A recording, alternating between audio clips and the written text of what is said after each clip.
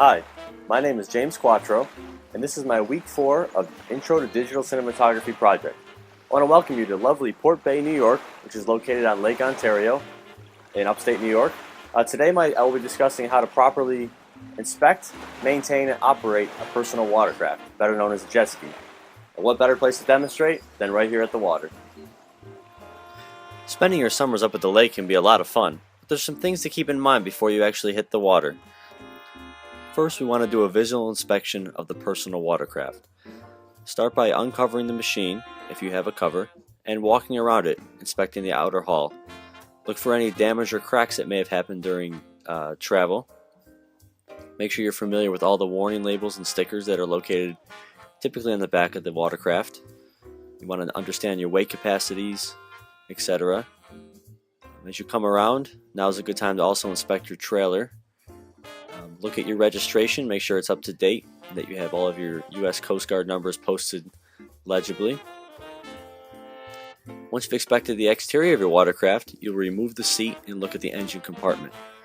Now, your engine may vary based on what model you have, but there's some basic things to look for. Check all of your hoses to make sure that they're tight and no leaks. Check all your electrical connections, such as your spark plug wires. Make sure they are properly seated. Look for any grease points, for example the drive shaft, and make sure the proper amount of grease has been applied. Consult your owner's manual for specifics on your model. But again, this is very important before you actually start up and operate the watercraft that you do a thorough inspection. When you come around to the rear of the craft, be sure your drain plug is properly seated and tightened. Inspect the jet nozzle. Be sure it turns freely and that there are no obstructions inside. This is what will allow you to steer the watercraft once you are in motion. Notice when I rotate the nozzle, the handlebars turn. Be sure that the linkage is tight and moves freely without any obstructions.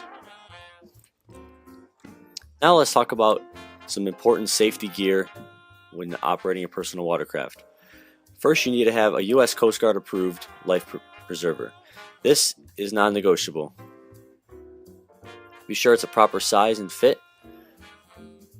All the buckles must be fastened and properly tightened.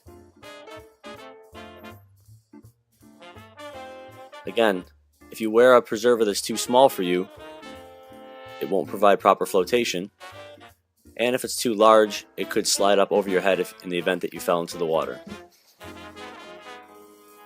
Now, something else that I like to use when I'm riding my watercraft is a pair of gloves. Now, these are not required, but they will allow you to have a better grip on the handlebars, especially if you hit some wake. Now that we are all set and ready to go with our gear, let's talk about the safety lanyard. Most personal watercraft come equipped with a safety lanyard, and if it does, you must use it by law. What this will do is attach to the wrist, and the other end attaches to your kill switch. In the event that you fall off the watercraft, this will be pulled off the kill switch and will shut off the engine immediately. Check to make sure that it fits, and adjust the wrist strap for your wrist as well. Now, some safety lanyards come with hooks on them that you can clip right to your life preserver. Either way, it must be secured to your person at all times while operating the watercraft.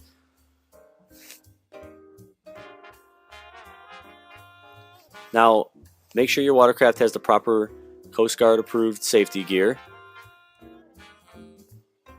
You should have a fire extinguisher.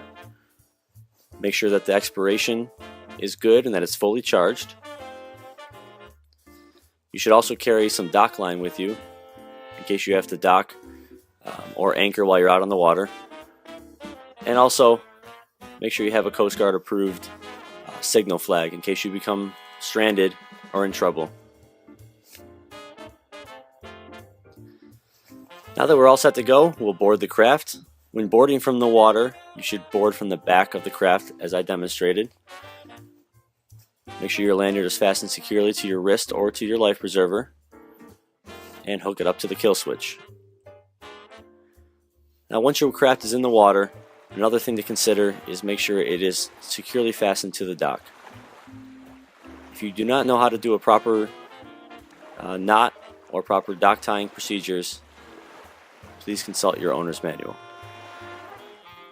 I hope you enjoyed these basic tips on operating and owning a personal watercraft. Again, the better you maintain and take care of your machine, the more fun you will have out on the water.